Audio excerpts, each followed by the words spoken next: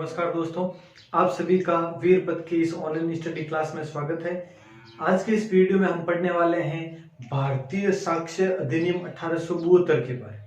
भारतीय साक्ष्य अधिनियम क्या है, ये कब ये लागू हुआ, ये सब हम पढ़ते हैं। कितने अध्याय है, कितनी धाराएं हैं, सब पॉइंट्स हम पढ़ते हैं भारतीय साक्ष्य अधिनियम। सबसे पहले देखो, भारतीय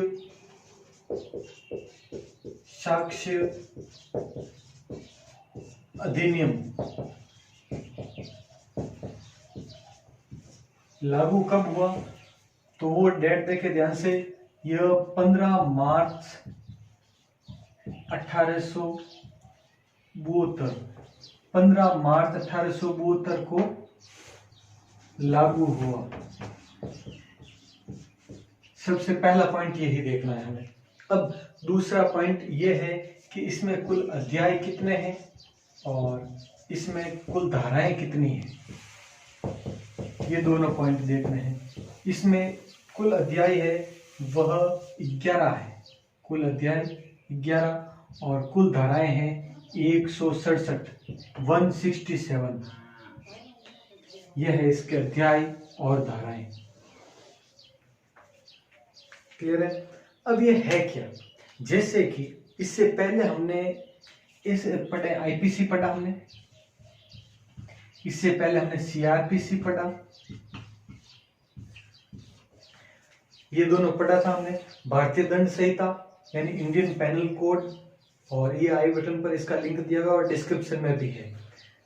भारतीय दंड संहिता ये भी हमने पढ़ लिया पूरा, वो देखना है तो पूरा इस लिंक पर देख सकते हैं। सीआरपीसी यानी क्रिमिनल प्रोसीजर एक्ट, ठीक है, यानी दंड प्रक्रिया संहिता इसे कहा जाता है। इसका भी इस आई बटन पर है और डिस्क्रिप्शन में भी इन दोनों के लिंक भी दिए हुए हैं, आराम से पढ़ लेना पूरा।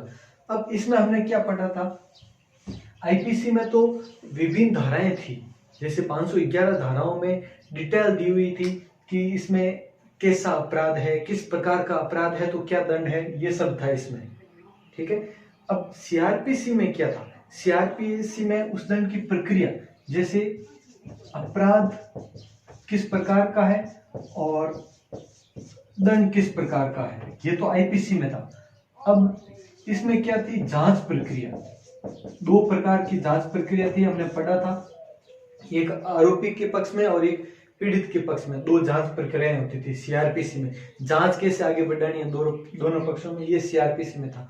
अब यहां पर साक्ष्य अधिनियम, इसमें क्या है, साक्ष्य का अर्थ होता है सबूत। जब जांच प्रक्रिया चल रही हो तो किस प्रकार के सबूत है वो पुलिस को जुटाने चाहिए और किस प्रकार के सबूतों के आधार पर ये कोर्ट है वो दंड देगा आईपीसी की धारा के तहत। यही है भारतीय साक्ष्य अधिनियम। अब इसमें महिला एवं बाल अपराध का जो हम ये क्लास पढ़ रहे हैं, इसके लिए जो महत्वपूर्ण पॉइंट है वो देखें। इसके लिए महत्वपूर्ण यह है कि अगर कोई भी महिला, कोई भी या किसी भी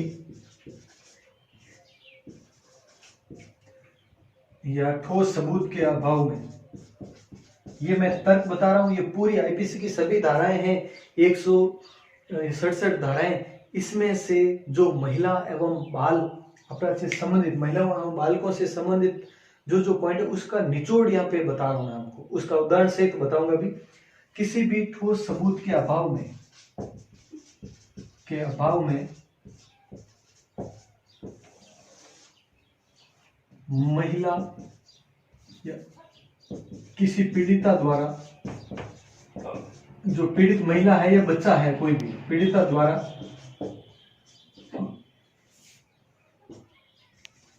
दिया गया बयान को ही साक्ष्य माना जाएगा, साक्ष्य माना जाएगा जब तक कि वह विपरीत साबित ना हो जाए, वह विपरीत साबित ना हो जाए। यानी जब तक कि यही मानकर आगे कार्रवाई की जाएगी, यानी पीड़ित ने कह दिया कि उसके साथ कोई भी गलत कार्य हुआ है तो हुआ है, उसने किया तो उसने किया है, अगर सबूत जब तक नहीं है और वो भी अगर पीड़िता के पक्ष में तो मामला क्लियर है ही है। और जब तक विपरीत साबित नहीं, यानी अगर किसी महिला ने अगर कोई गलत बयान दिया है या किसी को जानबूझकर फंसाने के लिए ऐसा कहा है, तो सबूत लाने का भार आगे वाली पार्टी के आरोपी पक्ष है उस पर ही होगा, उसी को सबूत इकट्ठे करके ये पेश करने होंगे, उस पर होगा सबूतों का भार।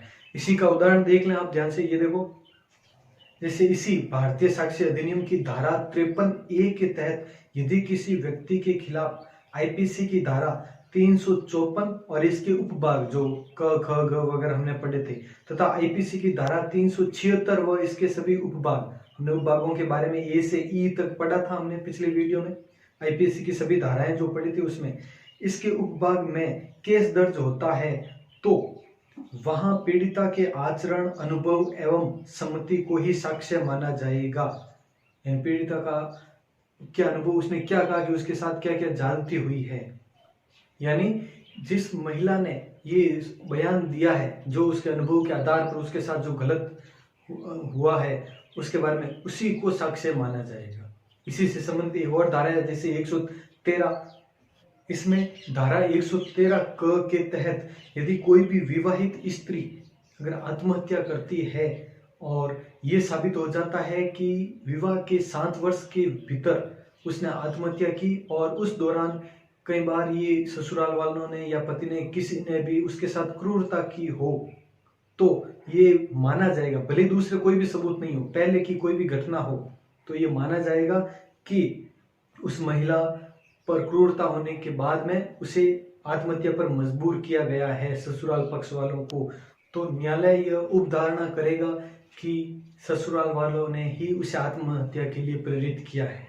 इसके अलावा धारा 113 ख है, उसमें भी इसी प्रकार का, 13 क में आत्महत्या के लिए उकसाने का और 113 ख में किसी विवाहिता की मृत्यु होने की, अगर मृत्यु हो जाती है और ये ज्ञात हो जाता है कि इसके साथ पहले क्रूरता हुई है, शादी के 7 वर्ष के भीतर उसकी मृत्यु हो जाती है और उसके साथ क्रूरता भी हुई है पहले, तो उसके बाद भी मृत्यु होने का कारण भी उसे ही माना जाएगा।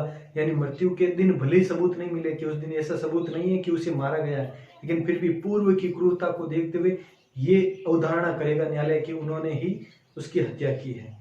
इसके अलावा ये धारा इसी भारतीय साक्ष्य अधिनियम की धारा 114A में भी यही वर्णित है। देखें, इसमें भारतीय साक्ष्य अधिनियम की धारा 114A के तहत यदि आईपीसी की धारा 376 व इसके उपभागों के अधीन किसी अपराध के लिए यदि दुष्कर्म साबित हो जाता है, तो यदि महिला का बयान है कि उसने सहमति नहीं दी थी, तो न्यायालय यह अवधारणा करेगा, यह उपधारणा रखेगा न्यायालय कि उसने सहमति नहीं दी थी, भले ही इस चीज के सबूत नहीं है, लेकिन उसने कह दिया कि उसने सहमति नहीं दी थी, मतलब नहीं दी थी। यह है उदाहरण से संबंधित। अब ये अभी जो धाराएं मैंने बताई आपको, ये उदाहरण बताए इसी भारतीय साक्ष्य अधिनियम के बारे में, तो इससे ये साबित हो जाता है कि मेन चीज जो मैंने बताई थी आपको, इसका निचोड़, कि किसी भी ठोस सबूत के अभाव में किसी पीड़िता द्वारा दिया गया बयान ही साक्ष्य है। इसी के आधार पर न्यायालय अवधारणा करेगा कि उसके साथ गलत कार्य हुआ है, बस जब तक कि वह विपरीत साबित ना हो जाए, और विपरीत साबित होने के लिए जो आरोपी पक्ष है सबूतों का भार उसी पर होगा, ये बताया है साक्ष्य अधिनियम में। और वैसे 167 धाराओं में ये विभिन्न प्रावधान दिए गए प्रत्येक चीज के, लेकिन हमारे इस सिलेबस के लिए जो महत्वपूर्ण थे, जो ये बता दिया आपको, ये करें। तो इस प्रकार से ये भारतीय साक्ष्य अधिनियम के बारे में अपना पॉइंट कंप्लीट है। इसमें अब कल से हम करेंगे बाल अपराध निवारण अधिनियम, जितने भी है बाल अपराधों से संबंधित पॉइंट्स कल से पढ़ेंगे। महिला अपराध कंप्लीट हो चुके हैं, उसके अलावा भी आईपीसी, सीआरपीसी, साक्ष्य अधिनियम वगैरह अन्य भी पॉइंट काफी हो चुके हैं। तो ठीक है, मिलते हैं अगले वीडियो में। जय हिंद, जय भारत।